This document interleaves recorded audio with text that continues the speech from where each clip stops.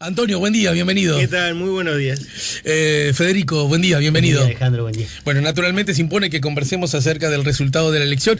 Yo sé que es muy tentador, como no puede ser de otra manera, empezar a esbozar análisis acerca de qué es lo que se viene y qué es lo que hacen o deberían hacer las distintas fórmulas. Recordemos, votamos fórmula, ¿no? Fórmula presidencial dentro de un mes para ganar la elección. Pero me parece que todavía estamos muy cerca y es muy rico el panorama que nos dejó los resultados del domingo, como para que no entremos, por lo menos inicialmente, analizando eso, ¿verdad? ¿Qué nos deja el resultado del domingo y cuáles son las principales conclusiones para cada uno de ustedes? Federico. Bueno, el domingo nos deja un resultado que en realidad hay que relativizarlo, ¿no? Es decir, hablábamos un poco al inicio, cuando llegamos.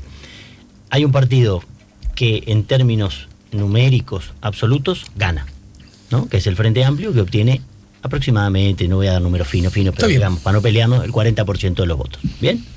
Y hay otro partido que obtiene el 30% de los votos y pasa a un balotaje. En un escenario competitivo, normal, sin contexto, bueno, uno diría, el que sacó 40 ganó y el que sacó 30 salió segundo. Pero en este escenario, donde en definitiva importa qué es lo que van a hacer y qué es lo que van a aportar los que no van a entrar en esta nueva discusión de dos, que es el balotaje, definirán entonces que el que salió segundo en realidad aparece como más ganador o aparece como favorito frente al que salió primero. Exacto. Porque en otro lado uno dice, un partido después de 3 periodos de gobierno obtiene el 40% de los votos y vos decís, compro, porque en definitiva hay un desgaste natural, hay un tiempo digamos, de recambio que sería necesario, y el Frente evidentemente ha procesado ese periodo de 15 años con una adhesión, o lo termina con una adhesión alta, importante.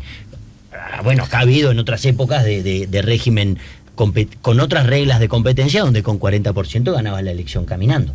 Entonces, el resultado, por eso digo que hay que verlo en términos más relativos que absolutos.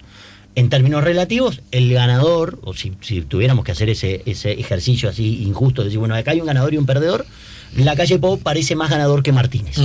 Aunque Martínez no está terminado, es decir, no está como para decir me voy para mi casa, se acabó esto, no hay segunda vuelta. Que sí sucedía, o habría sucedido, en las otras instancias donde tuvimos segunda vuelta. Las segundas vueltas acá en Uruguay, salvo la de Jorge Valle y Tabaré Vázquez, que fue la que inauguró el sistema. Bueno, que muchos dicen que a propósito se parece bastante a esta por ciertos guarismos, ¿no? Se parece en la figura, en la película grande, pero cuando vos te metés, después lo charlamos si quieren. Lo podemos charlar. Cuando lo desmenuzás, no se parece. Hay grandes distancias, sí. Pero digo, para cerrar, el tema es que en el escenario de segunda vuelta que tuvimos después de Jorge Valle y Tabaré Vázquez en el año 99, tuvimos uno entre José Mujica y Luis Alberto Lacalle Herrera, y tuvimos otro entre Tabaré Vázquez y Luis Lacalle Pou, cuando nosotros al otro día de la elección nadie te jugaba, y acá recordando al sordo, no te jugaban ni una hamburguesa por el resultado de esa. Estas son las primeras elecciones sin el sordo, ¿no? Es verdad, son las primeras elecciones sin el sordo, ¿verdad? Y se extraña. Pero la verdad es que no había un escenario ni siquiera competitivo. Entendido. Después de la primera vuelta se terminó, ya sabíamos que el 2 de marzo el presidente era, en el caso José Mujica y en el otro caso Tabaré Vázquez. En este caso hay incertidumbre con un favoritismo inicial de la calle Pou. ¿Y vos, Antonio, por dónde la ves? No, coincido con lo que dice Fede. Es cierto, este resultado se parece mucho lo habíamos dicho bastantes veces antes, que se iba a parecer muy probablemente al escenario de 1999, y tanto es así que el Frente Amplio tiene casi el mismo guarismo que tiene esa elección. La diferencia es que en esa oportunidad ya el Partido Colorado y el Partido Nacional sumados superaban al Frente Amplio, sumaban un 55% de los electos. Y básicamente ese fue el resultado. Si uno, obviamente que no fue así matemáticamente porque hubo votantes del Partido Nacional que votaron al Frente Amplio, pero si uno suma la votación que tuvo el Frente Amplio, el Nuevo Espacio en esa elección y la que tuvieron los partidos tradicionales, te da el 55-45, que fue el resultado de ese balotaje. Ahora, si sumás... Aún así, creo recordar que creció más la fórmula encabezada por Vázquez que la fórmula encabezada por Valle, ¿no? Medio punto. Ajá. Medio punto, pero básicamente podrías hacer, hacías esa suma y te daba perfecto.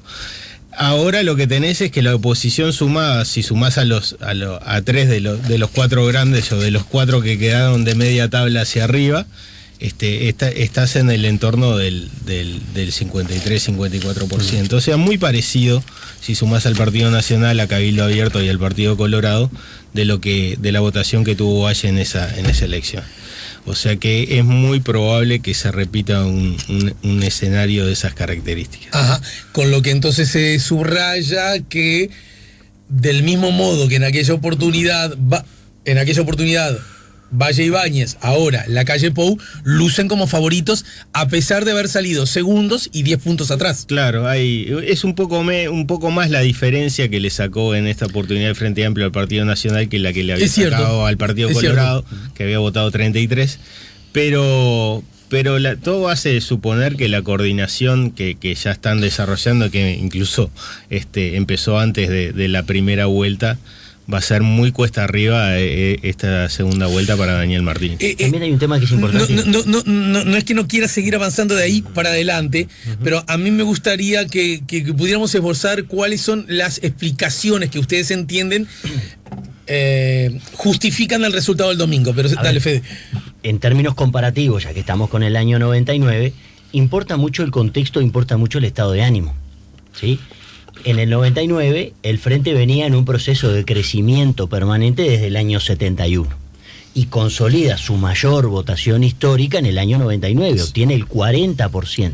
Con el régimen anterior ganaba la elección. La histórica la consolida 5 años después, ¿no? No, pero hasta el 99, ¿no? Cuando, digamos, llega ahí, dice, bueno... No, por primera vez pasa a ser el Partido de la República con más votos. El partido más grande, sí, se transforma en el partido más grande. Había pasado, de 21% en el 89 a 30% en el 94 a 40% en el 99. Venía en un crecimiento muy grande desde el 71. Exacto. ¿Sí? Entonces, en este caso de la elección del domingo, sucede que el Frente cae 8 puntos. Entonces, bueno, llegamos a un escenario en el que ya no le sacamos 15 puntos al primero, al segundo, perdón, le sacamos 10, o no le sacamos 16 o 17, le sacamos 10 puntos. Y además nosotros estamos más abajo del 50. O más abajo del 45, si querés poner un número llave como para decir, bueno, llego a un balotaje cómodo y sin despeinarme.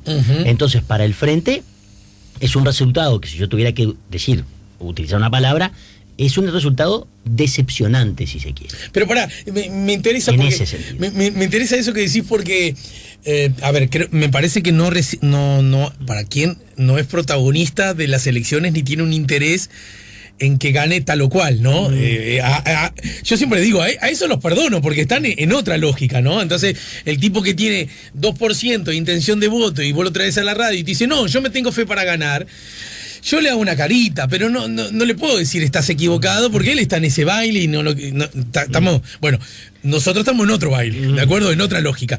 En esa otra lógica, pregunto, si bien, entonces, el Frente Amplio con relación a ese de 99, es casi lúdico, lo estoy diciendo, aún admitiendo, como es unánimemente admitible, que la calle Pou es el favorito, Martínez tiene más o menos chances que las que tuvo en el 99 Tabaré Vázquez.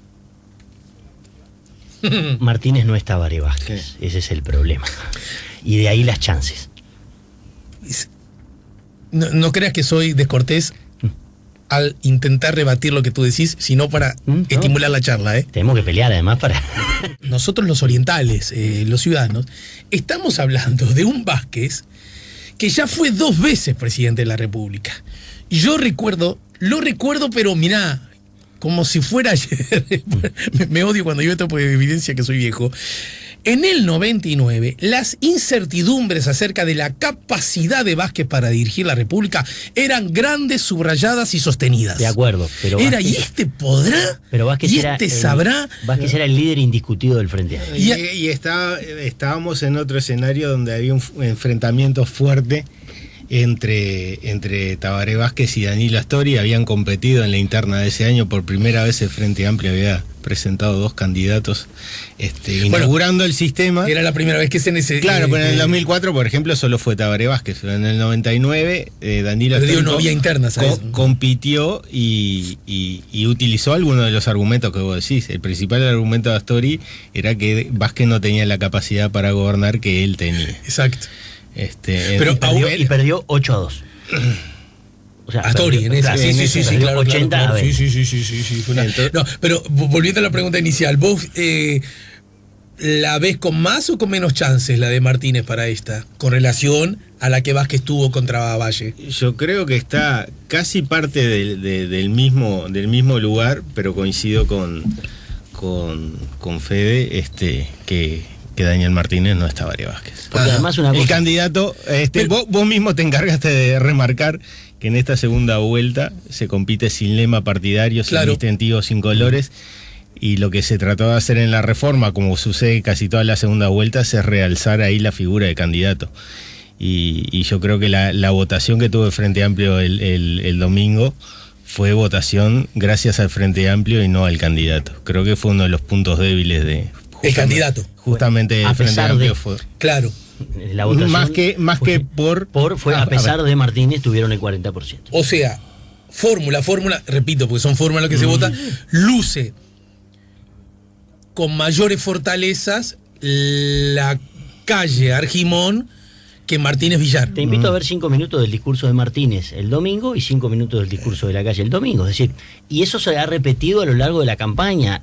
Martínez es un candidato que, también es justo decirlo, ha mejorado sustancialmente a lo largo de esta campaña. Pero para decir esto también tengo que decir cómo sería al principio, ¿no?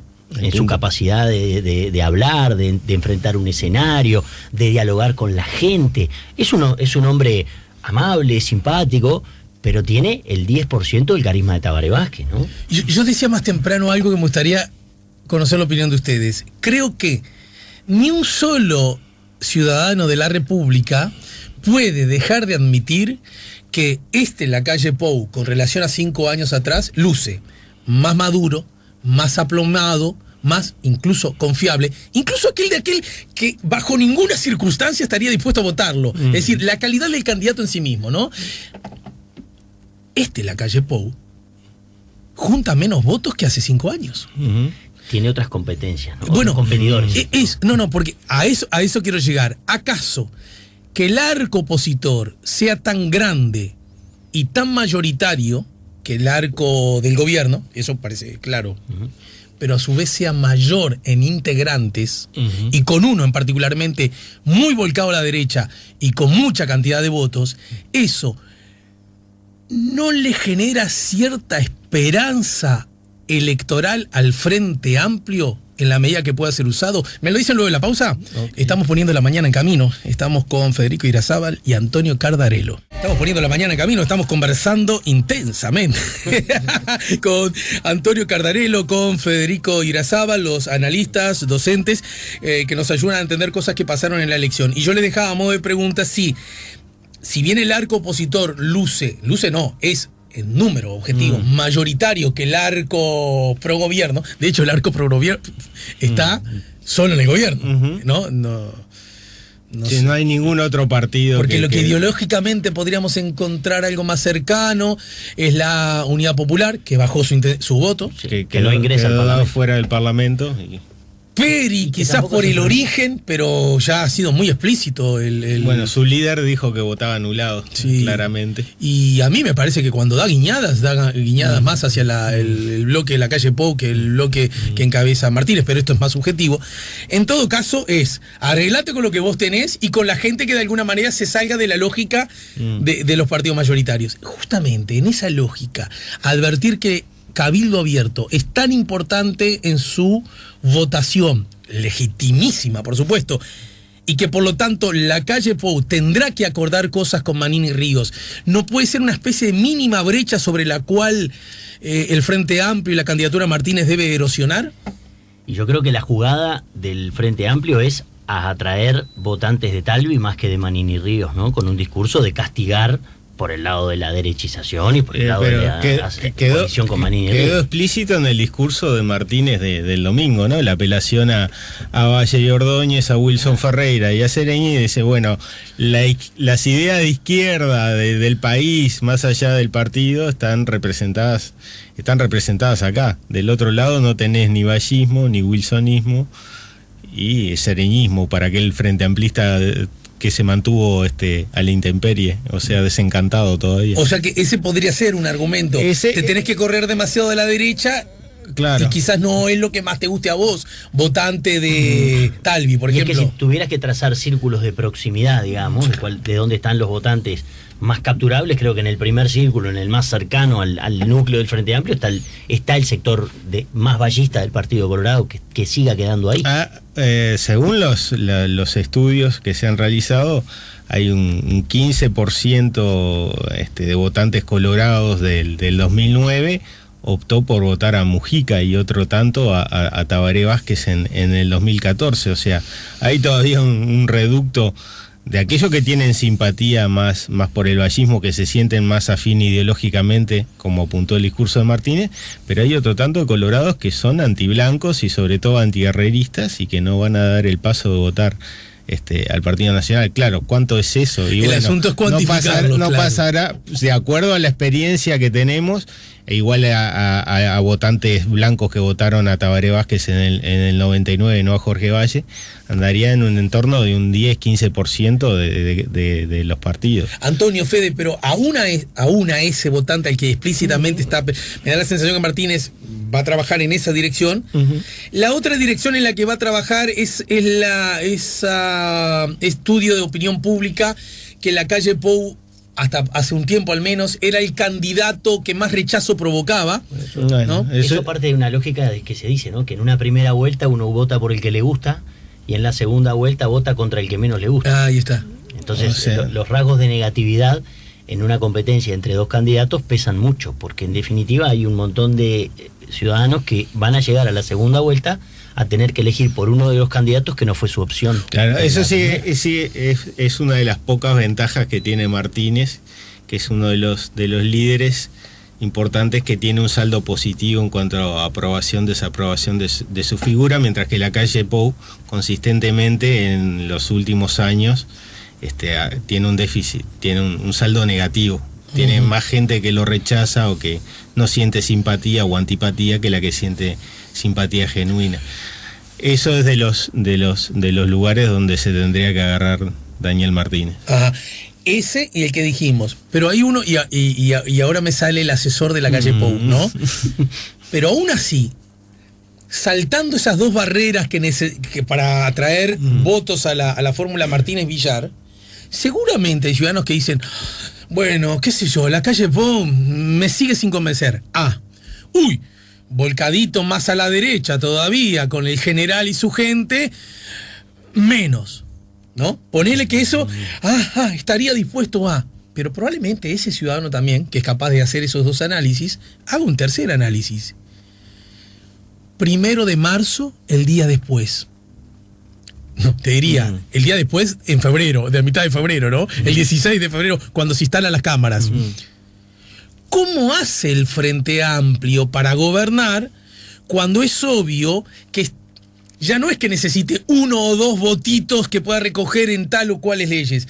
Va a necesitar unos cuantos votos porque ha quedado lejos de las mayorías. Va a fallar 7. ¿Verdad? Y eso está más bravo de elaborar. 8 en diputados y... Sí, claro, porque en diputados el Frente Amplio tiene 42. Bueno, yo creo que ahí... ¿No luce eso como una objetiva debilidad de la candidatura del Frente Amplio? La gobernabilidad es una idea que ha tratado de instalar la calle Pou durante toda la campaña del gabinete del gobierno multicolor, evidenciando que iban a estar adentro. Él pensaba originalmente que iban a estar... aparte del Partido Colorado, el PI y el Partido de la Gente, y bueno, desde que surgió Cabildo lo metió también para la bolsa.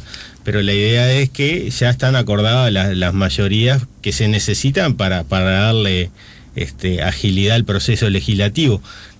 Nuestro sistema es presidencialista y hemos tenido experiencia del 85 para acá de gobiernos sin mayoría parlamentaria. El primer gobierno de Sanguinetti, el gobierno de la calle Herrera, salvo los 2 primeros años, después queda en minoría y solo termina con el apoyo del pachequismo, porque se van primero el Foro Ballista, después la lista 15 del Partido Colorado. Solo se quedó la 123 de Pacheco. Claro, y el gobierno de Jorge Valle, que tuvo una mayoría hasta la crisis de 2002, cuando el Partido Nacional decide abandonar la coalición. Sí, la única excepción es Sanguinetti. La única excepción de un gobierno de coalición puro y duro que duró todo el periodo de gobierno es ese 95-2000. Y que le fue muy mal al Partido Nacional en la elección inmediata.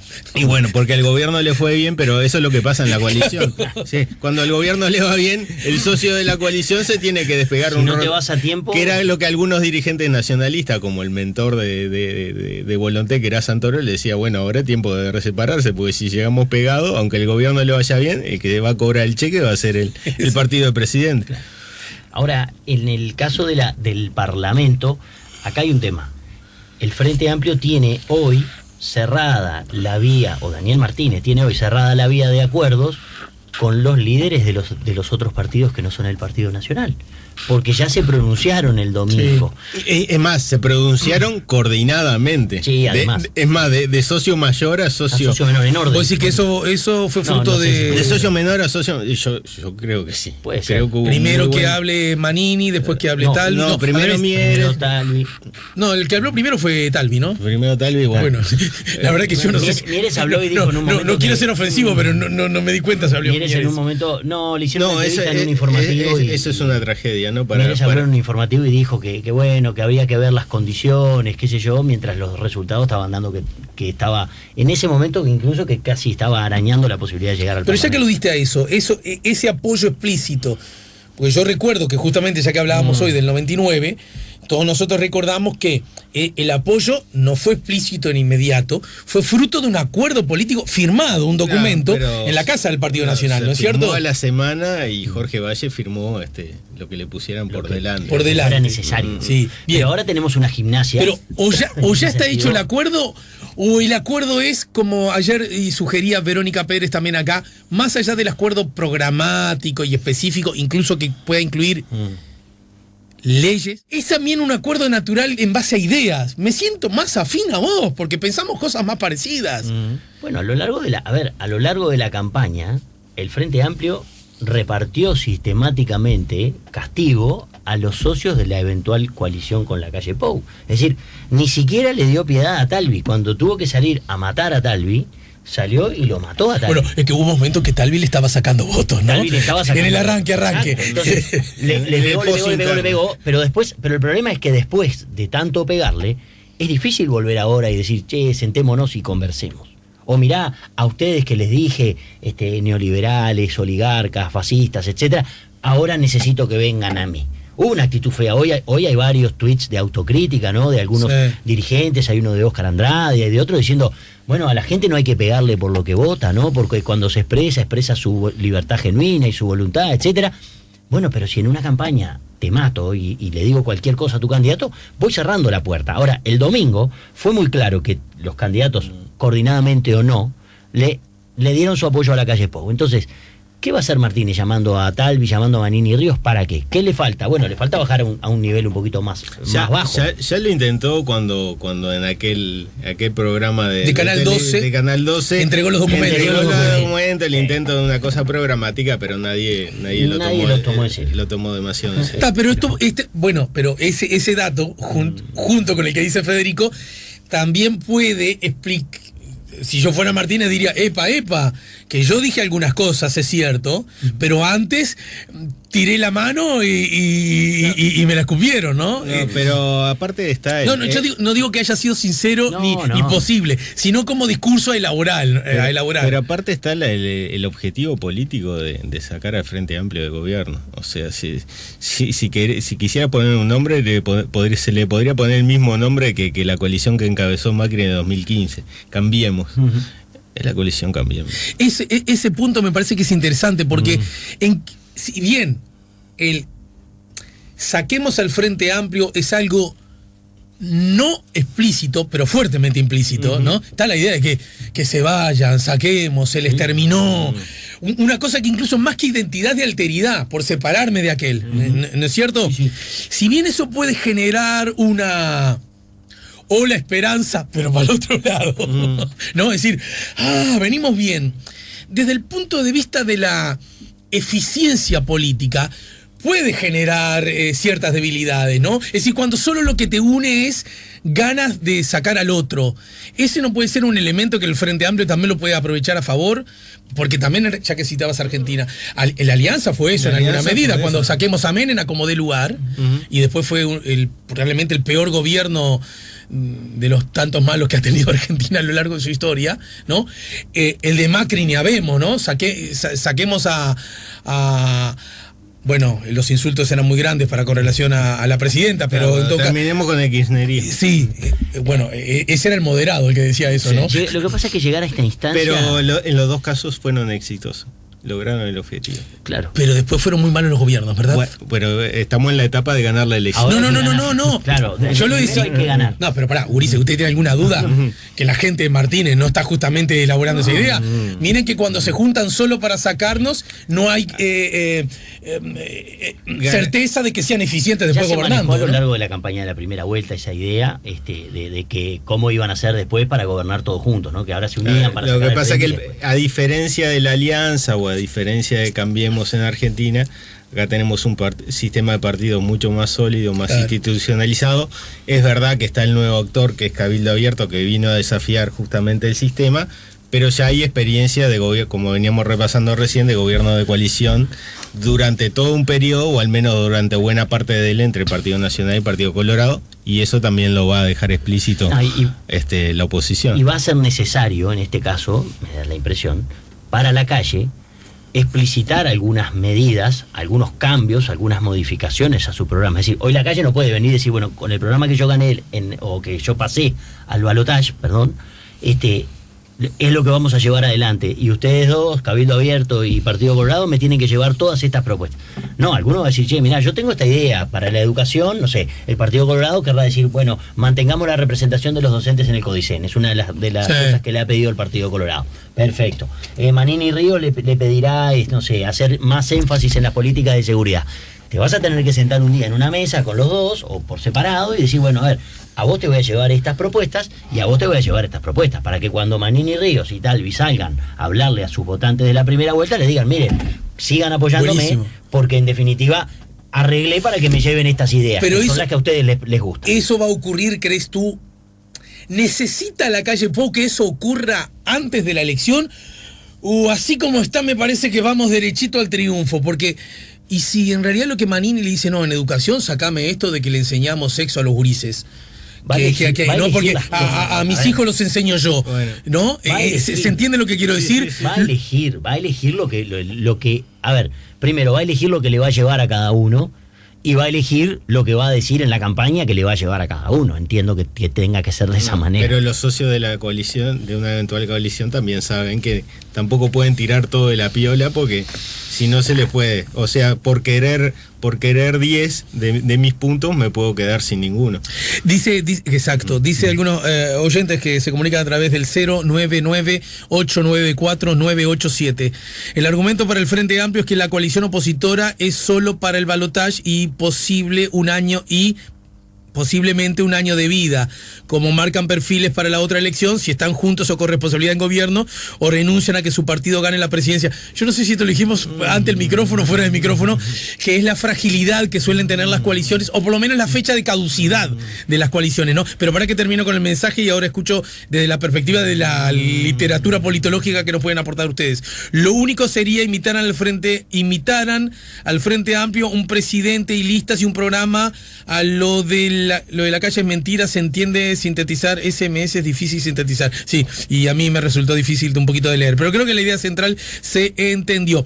Pero Vázquez le ganó a un gobierno en ruinas. No, pero creo que se confundió acá. Cuando hablábamos de Vázquez, Valle Nos referíamos a la elección anterior, a la del 99, que si bien ya había sombras en el horizonte económico, la evaluación brasilera, no la ruina de la... Argentina recién había tenido elecciones Alianza, unas semanas antes, sí. y de la Rúa había prometido la estabilidad. Claro.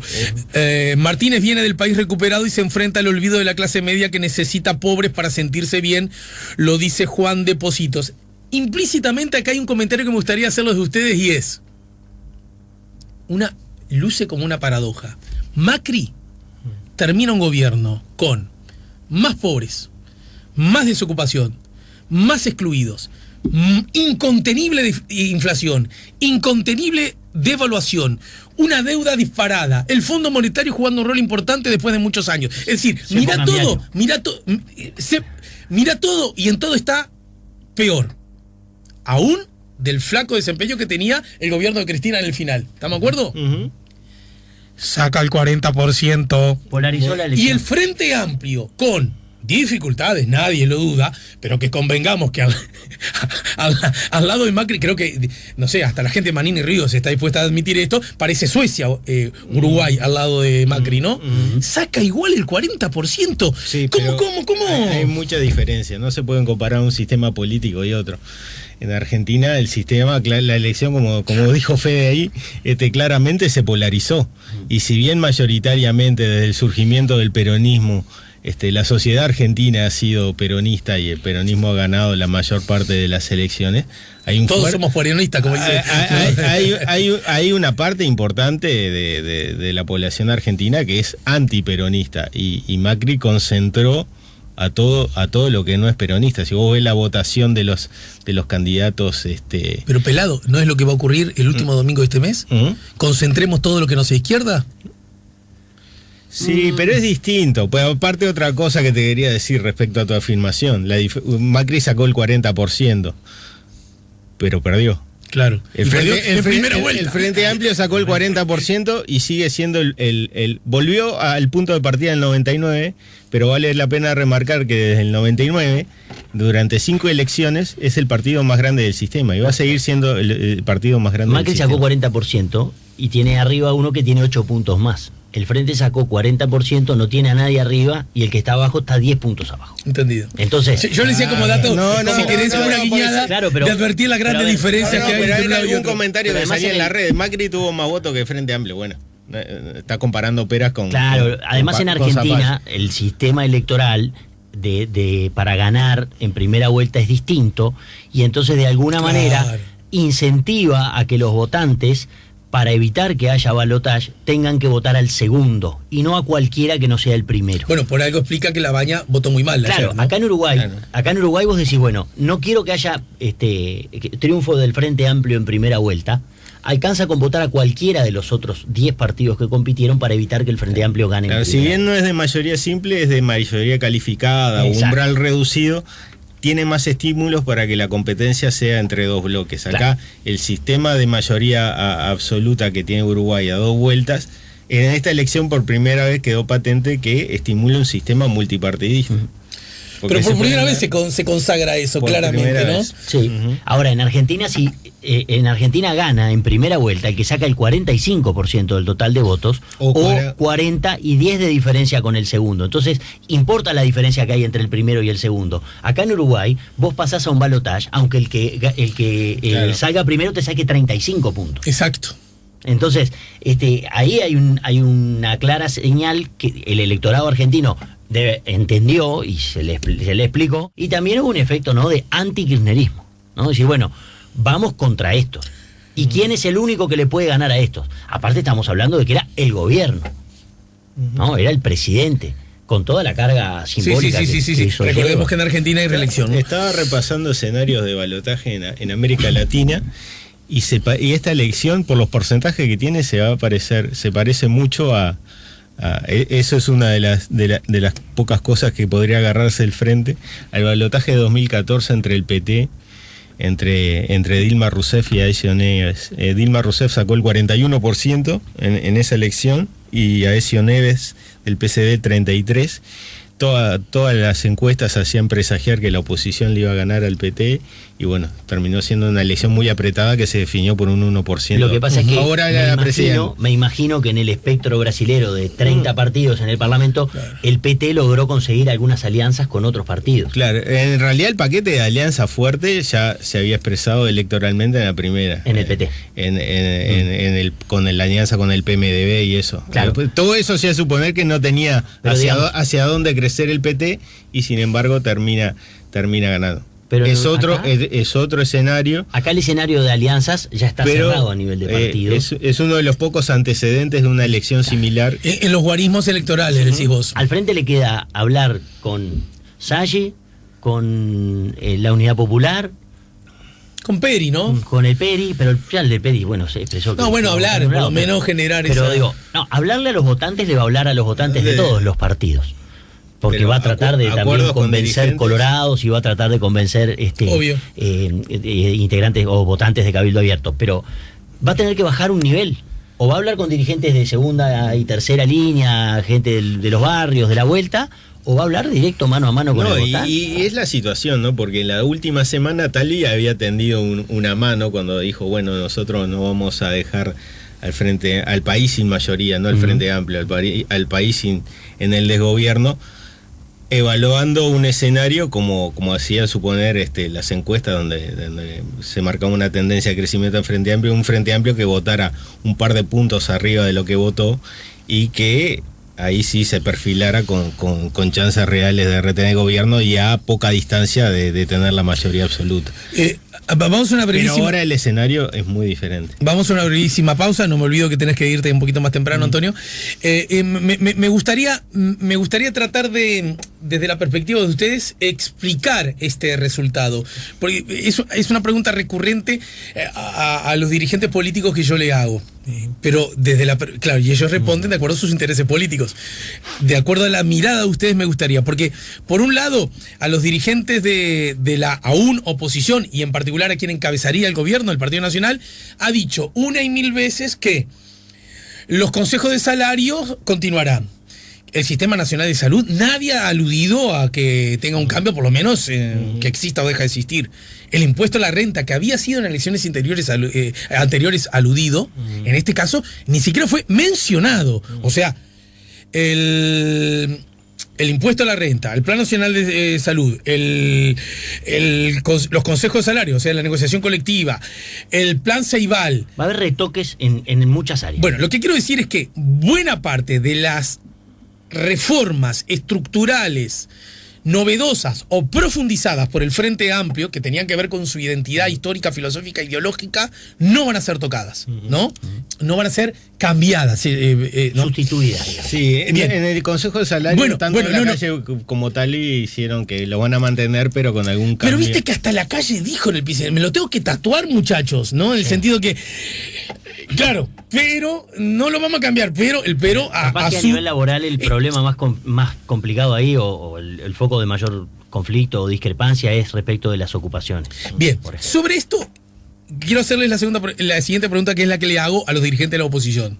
Loco, entonces, si vas a continuar con todo lo que hizo el Frente Amplio, un ciudadano podría decir, ¿para qué te voy a votar a vos? Sigo votando de lo que me trajeron todo esto. Estoy jugando, ¿no? Y la misma pregunta, pero al revés, yo le hago a los dirigentes del Frente Amplio. Pero pará, hiciste esto que está bien, esto que está bien, esto que está bien, esto está bien. ¿Cómo es que no te vota el 80% de la población? Te votó el 40%. Explicaciones a ambas cosas que expliquen por qué el Frente Amplio cayó 10 puntos y por qué el arco opositor, y en particular la derecha, creció tanto en esta elección. Lo vemos luego de la pausa con Antonio Cardarello y Federico Irazábal. Último tramo de la charla con nuestros invitados, Federico Irazábal, Antonio Cardarello. Antonio, Federico, saben que muchos oyentes han preguntado, no tanto a través del 099-894-987, que de paso les recuerdo es el WhatsApp o SMS, han preguntado acerca de... Creo que hijo de esta reflexión que algunos frente amplistas están haciendo ahora es, pucha, con este guarismo, con esta cantidad de votos, en el viejo sistema, o sea, el sistema anterior a la reforma del 96, el Frente Amplio hubiera ganado la elección. Sí, y yo agrego, incluso con un caudal de votos que muchos otros partidos ni siquiera había alcanzado antes, ¿no? Creo que ahí hay dos elementos de confusión de la audiencia. El primero es que, bueno, estamos en otro sistema electoral, que requiere que para ganar en primera vuelta hay que tener el 50% más 1 del total de votos emitidos. Exacto. Que representa más o menos el 52, 53 del total de votos válidos. ¿Bien? Y lo segundo es que en la instancia de elecciones internas puede llegar a ser proclamado candidato único, de un partido, aquel precandidato que alcance o la mayoría absoluta de los votos o que saque el 40% y 10 de diferencia con el segundo. Que esto no aplica para la primera vuelta. En la primera vuelta solo ganás cuando sacás el 50% más 1 del total. Entendido. De votos. Sigue habiendo mayoría simple a nivel de los gobiernos departamentales. O sea, exacto. con ese porcentaje. Hay que poder ir hasta 3 candidatos, también recordémoslo. Claro, por partido, pero hablando de la competencia de partido, con esta votación o incluso con menos votos, el Frente Amplio ganó con el 35% en el 89 en la Intendencia de Montevideo. O Sanguinetti fue electo por segunda vez con el 32% en aquella en el triple empate de 32, 31, 30. Bueno, terminó siendo presidente con 8 puntos menos de lo que sacó el Frente Amplio ahora. Bueno, pero estamos en otro sistema electoral. Claro. En todo caso, para dar información, más allá de si corresponde o no, para cambiar eso habría que recorrer el mismo camino por el cual se cambió en el 96. No, hay que reformar la Constitución. Claro. No y para eso se necesitan 2 cosas.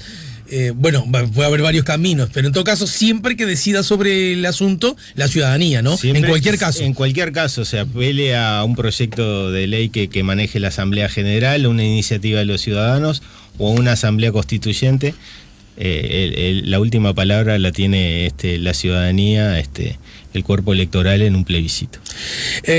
Juan, con este concepto que a lo mejor le sirve para responder la pregunta que quedó planteada, dice, porque la clase media cuando está bien piensa que va a estar mejor si le bajan impuestos, prefiere al rubio del country y al de la empresa de seguridad, lo dice Juan de Positos. Otro mensaje, ya pago algunos. Hola, buen día, puede haber tenido incidencia las votaciones argentinas, muchos uruguayos no vinieron a votar, lo dice Susana, que agradece.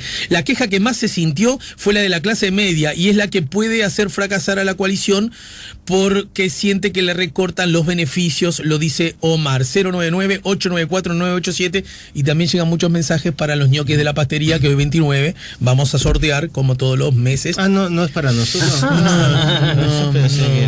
Como decía Omar, que los manden sólidos. Sólidos, como decía nuestro querido y admirado Omar. Bueno, razones que expliquen lo uno y lo otro, ¿no? Che, flaco, si querés gobernar y vas a dejar todo lo que hizo, estoy jugando, si vas a dejar todo lo que hizo el Frente Amplio, macho, seguimos con el Frente Amplio. Y lo mismo al revés, si vos lo hiciste todo tan bien y cosas tan importantes, bajar a poner ese... ¿Por qué la gente no lo evalúa favorablemente dándote el 80% de los votos? Una antes de respecto a alguno de estos mensajes, reducir esto a la idea del rubio cheto del country contra el pelado macanudo de no sé qué barrio es de un simplismo terrible. Creo que igual se refería al comportamiento de la llamada clase media, sí, pero que creo que está estudiado. La clase media es un poco más volátil que otra. Me siento aludido cuando dijo pelado simpático. De otro barrio, pero yo sé dónde vivís vos y no sos simpático. Pero no, el asunto es que digo, esto apelar a la lucha de clases para definir esta elección no parece una solución posible ni un camino. Respecto a los porqués, bueno, hay áreas donde el gobierno no ha tenido tanto éxito. Si bien uno tiene que reconocer que ha habido un avance sustancial en el acceso a las políticas de salud, a la redistribución de los impuestos y el ordenamiento un poco de las cargas impositivas, ha mejorado sustancialmente el nivel de vida de la población, aumentaron los salarios reales como nunca, se ha controlado la inflación, se ha abatido el desempleo. Todas esas son cifras que nadie puede discutir porque son cifras concretas. Ahora, lo que pasa es que esas cosas, históricamente, cualquier gobierno quisiera sacar pecho diciendo lo hice, claro, y te gana la elección. Pero tenés 15 años de desgaste arriba. O sea, tenés 15 años de desgaste arriba, tenés ya una generación entera que lo único que ha conocido es esto. Lo único que ha conocido son los gobiernos del Frente Amplio. Es decir, es el riesgo de transformarse en lo que fue el Partido Colorado para nosotros, para la generación nuestra y de nuestros padres. Lo que se conocía era el Partido Colorado. Y fueron surgiendo algunas alternativas. Como decía Wilson, el Partido Nacional es el único partido de Uruguay. El Partido Colorado es el nombre que se le da al gobierno. Claro, el Partido Colorado era el gobierno. Entonces, claro que hay un desgaste, claro que hay otros ciudadanos que dicen, bueno, sí, si probamos por otro camino, pero hay indicadores en algunas áreas que además son particularmente sensibles para la población, donde el gobierno no ha podido tener el mismo éxito que en otras. Por ejemplo, seguridad. Y yo era de los que pensaba, de acuerdo a lo que hay abundante literatura en en la ciencia política latinoamericana, de que, bueno, acerca de cuáles son los factores que determinan la decisión de voto de los ciudadanos. Y la literatura tiende a decir que, bueno, en general el factor económico o los factores económicos son muy determinantes a la hora de expresar el voto, a pesar de que haya otros problemas. Hace unos meses tuve contacto con algunas investigaciones un poquito más novedosas que trabajan, por supuesto, sobre contextos que son distintos que el uruguayo, pero toman casos de Colombia, de México, y se ve que en aquellas zonas donde aún hay estabilidad económica, pero hay altos o hay aumentos desmedidos en materia de seguridad, de violencia, la ciudadanía tiende a modificar su voto y a castigar al gobierno en términos de seguridad. Y acá, evidentemente, si lo sumamos al resultado del plebiscito Vivir Sin Miedo, que si bien no ganó, porque esto es una competencia de gana o no gana, pero casi 1 de cada 2, si tuviéramos que decir, bueno, la mitad de la gente está a favor y la otra mitad está en contra. Hace 5 años igual, ese mismo porcentaje obtuvo la baja en la imputabilidad, también, ¿no? Sí, pero a ver, no ganás porque hay que sacar un voto más que el otro. Claro, pero ahí está el refuerzo de lo que vos decías, con todos los logros, todo el listado que hizo Federico de logros del gobierno. Primero, que le dio para ganar otras 2 elecciones, ¿no? Ganó con luz en el 2009 y en el 2014, cuando la seguridad, por ejemplo, es el principal tema de preocupación de los uruguayos desde 2009. Ya estuvo en el centro de la campaña de 2009 sin el peso que tuvo en 2014 y mucho menos en esta. Pero aparte, lo que pasa es que gran parte de los derechos conquistados, la ciudadanía, la gente los asimila y ya están. Entonces no me hables de lo que ya tengo, que el Hospital Maciel ahora o la salud pública no es lo que era hace 15 años. Sí, pero hay mucha gente que ya conoce la salud pública. Que esa es la única que conoce. Como está ahora. Entonces, o sea, hacerle el discurso de cómo mejoramos. Entonces, el que va al Maciel hoy quiere ir al británico. En estos 15 años no alcanza. No conoce el viejo Maciel. Claro. Entonces dice, bueno, esto está bueno, pero tampoco es Suiza, ¿no? Entonces digo, quiero otra cosa, quiero mejorar, que es una aspiración legítima. Pero además también, digo, hay por supuesto lealtades partidarias, hay otras cuestiones. Pero, aparte del descontento con la economía, la aprobación de la gestión de gobierno dista mucho de las que fue en los 2 primeros gobiernos del Frente Amplio. La aprobación de la figura presidencial dista mucho de lo que fue en la primera presidencia de Tabaré Vázquez, que terminó con el 80%, de Mujica, que terminó con arriba del 70%. Estamos hablando que recién ahora, y después de los insucesos que tuvo Tabaré Vázquez con el fallecimiento de su esposa y la noticia de que padece un cáncer de pulmón, tiene un saldo positivo ahí de apenas 2 puntos. Todos esos son indicadores que te van diciendo, bueno, si la gente le sigue preocupando mucho la seguridad, si la gente no está contenta con el desempeño de la economía, si la gente no aprueba la gestión de gobierno, si hay mucho descontento en una parte de la población, con un dato que muchos no le dieron atención, pero que se vio reflejado mucho en el resultado del domingo, el intento de referéndum, el pre-referéndum con la ley trans, dio algunas señales de cómo podía ser el comportamiento electoral en varios departamentos del interior del país, cosa que se confirmó con la votación favorable al plebiscito, que fue mayoría en 10 departamentos, y con la votación de Manini y Río, justamente en esos mismos departamentos. O sea que todo el tema de la agenda de derecha es tan cara para una parte de la izquierda, tiene mucho rechazo en una parte importante de la población. Pero da la sensación que ese público, digamos, existe. Y gran parte de ese en cualquier circunstancia existe ese gran público. Gran parte ¿no? de ese público había votado el Frente Amplio, sobre todo dentro del MPP en elecciones anteriores. Bueno, hay una cosa que se dice cada tanto, y es que primero que hay una lectura que quiero conocer la opinión de ustedes, pero para mí luce equivocada, decir, como el Frente Amplio, grosereando, perdió 10 puntos y Cabildo tiene 10 puntos, los votos que perdió el Frente Amplio fueron a Cabildo. Eso, desde la literatura y el análisis politológico, es impertinente, ¿no? No, seguramente hay mucho trasiego hacia... Lo que está cierto es que el elector medio se corrió hacia la derecha, que hubo electores del Frente Amplio que se movieron hacia Cabildo Abierto, pero hay muchos que se movieron hacia los partidos tradicionales, y de los partidos tradicionales se movieron más a la derecha. Por eso, sugerir que los votos del Frente Amplio pasaron a Cabildo...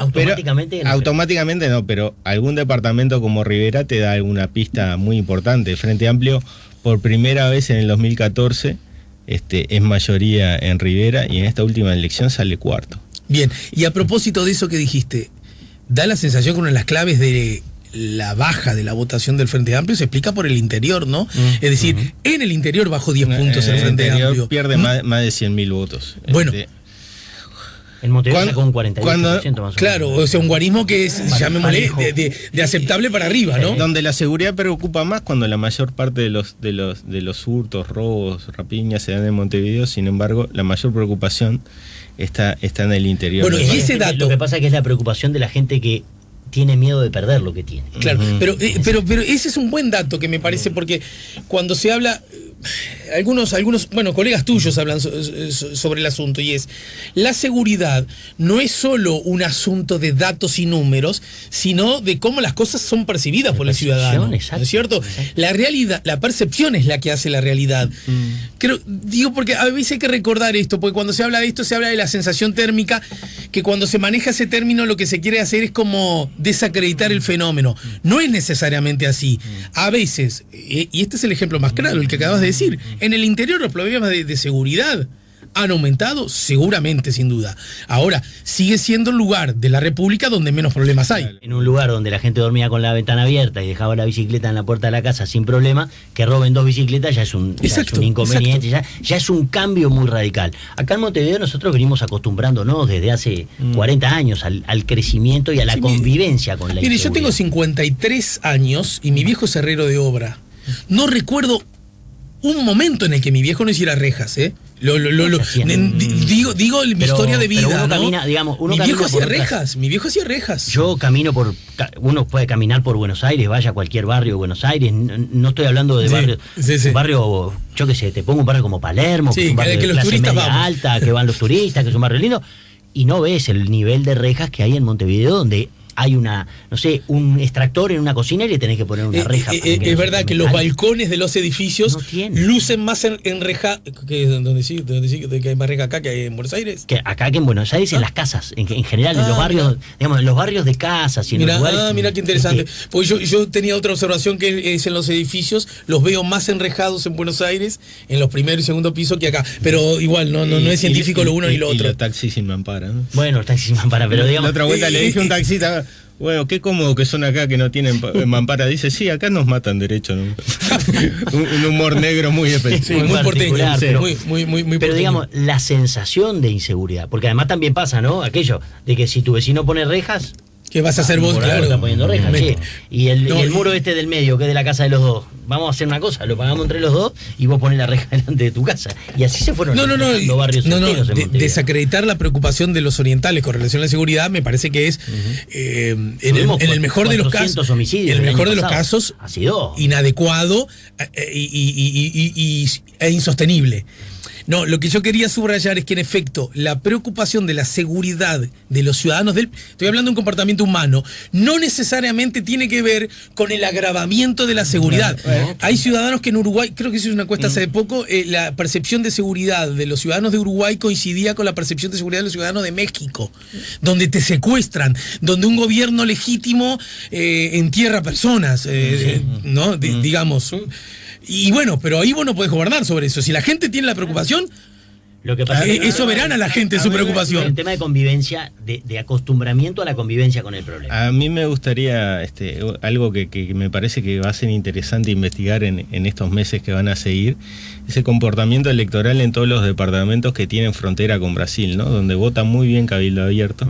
Interesante. Artigas, Rivera, Cerro Largo y Rocha, donde gana el Frente Amplio, pero sin embargo el voto al pre-referéndum contra la ley trans fue muy alto, y donde la Reforma también votó alto.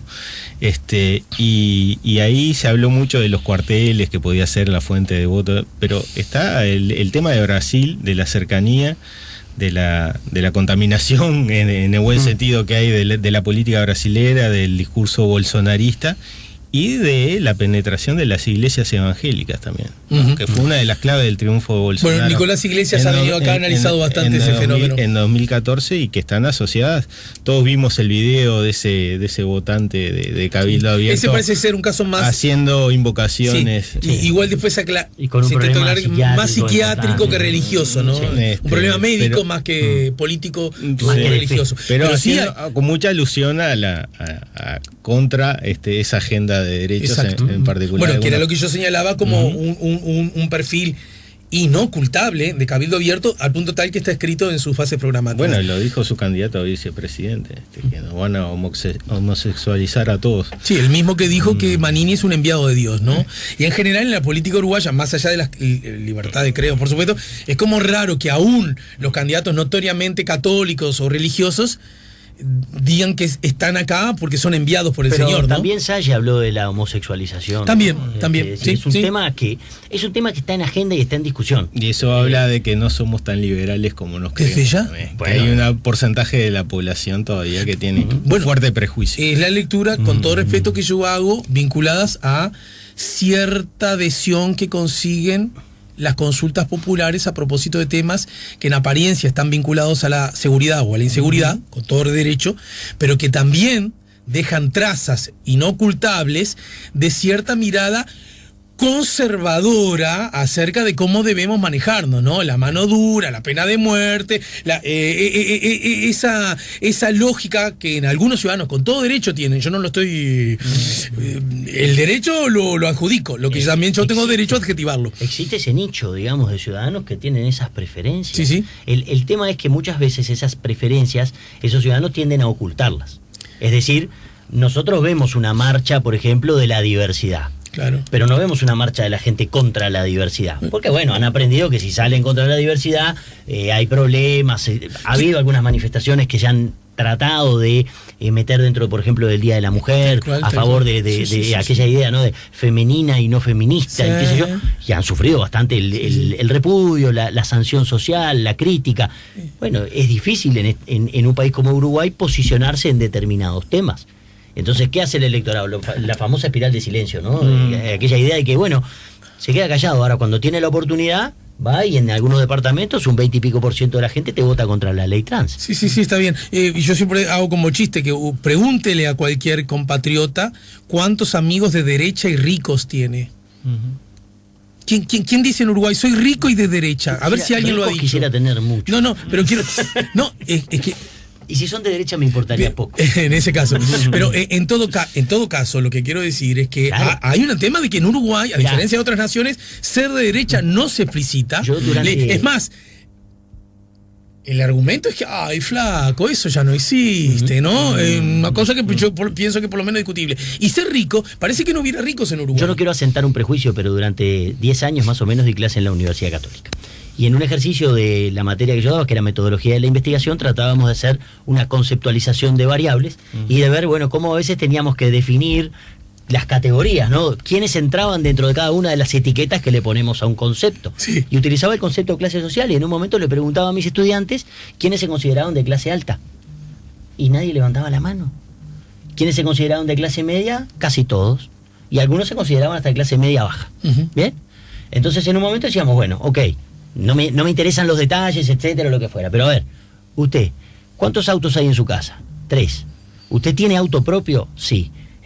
¿Cuál considera que es el ingreso promedio de su núcleo familiar? Más o menos, no sé, 300.000 pesos. ¿Y la casa es propia? Sí. ¿Y dónde va? ¿Y dónde vive? ¿En qué barrio? Etcétera. Cuando vos lo entrabas a clasificar, era un individuo de clase alta, pero jamás se le ocurría Exacto. definirse a sí mismo como Bien. de clase alta. Para terminar, chiquilines, ustedes que están tan cerca y se te hizo tarde, pero yo te llevo. Acá, lo acabo de decir el aire, ¿eh? Lo acabo de decir. Ahora el tipo va a Bella Unión. El tipo va a Bella Unión.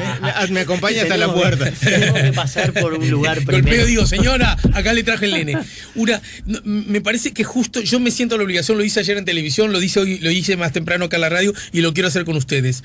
5 años atrás fueron muy vapuleadas y en alguna medida con cierta dosis de razón las encuestas. Este es un año en el que las encuestas pueden sacar pecho, porque me da la sensación en líneas generales, porque de verdad que el resultado fue muy parecido a las que anticiparon las encuestas semana antes, ¿no? ¿O le estoy agarrando el bizcochazo? No, sin duda que son una de las ganadoras de este ciclo electoral, que habían sido muy cuestionadas en la elección pasada.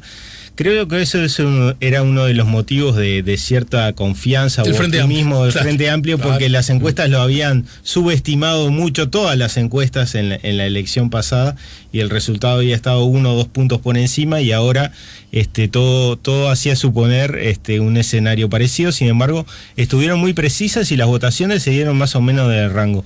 Creo que hay una diferencia entre las encuestas más tradicionales y las que se hicieron con nueva metodología. Esas salieron mejor las tradicionales que las nuevas. Que las que se hicieron vía internet, por Facebook u otras redes sociales, que tendieron esta vez a sobreestimar la votación del Frente Amplio. Creo que las encuestas hechas más con una muestra, con contacto personal o telefónico, fijo o celular, o mezclando ambas técnicas, salieron muy bien posicionadas de este ciclo. Acertaron, no solo que todos sabíamos el ranking de los partidos, cómo iban a salir, inclusive la diferencia entre Cabildo Abierto y el Partido Colorado, que algunos lo ponían arriba y otro abajo, pero que estaban en torno del 1%, por lo tanto dentro del margen de error, y fue lo que ocurrió.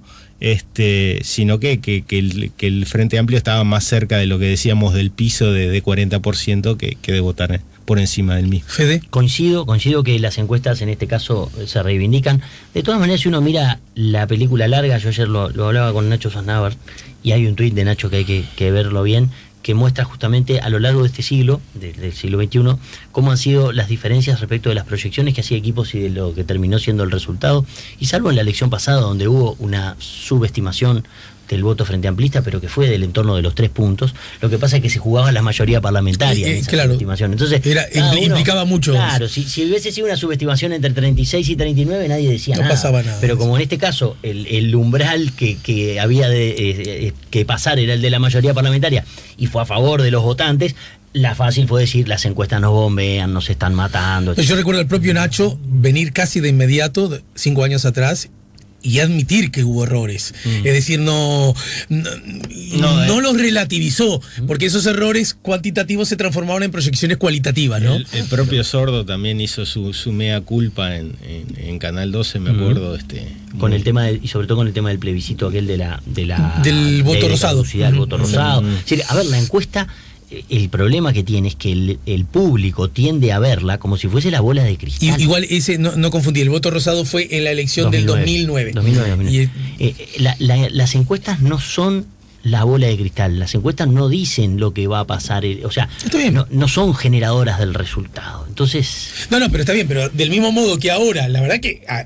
el promedio uno se fija y le pegaron, ¿no? En el orden, las distancias, los guarismos, así que del mismo modo, cuando eso no ocurre o no ocurre tanto, también lo señalás. Bueno, cuando ocurre bien también hay que señalarlo, ¿no?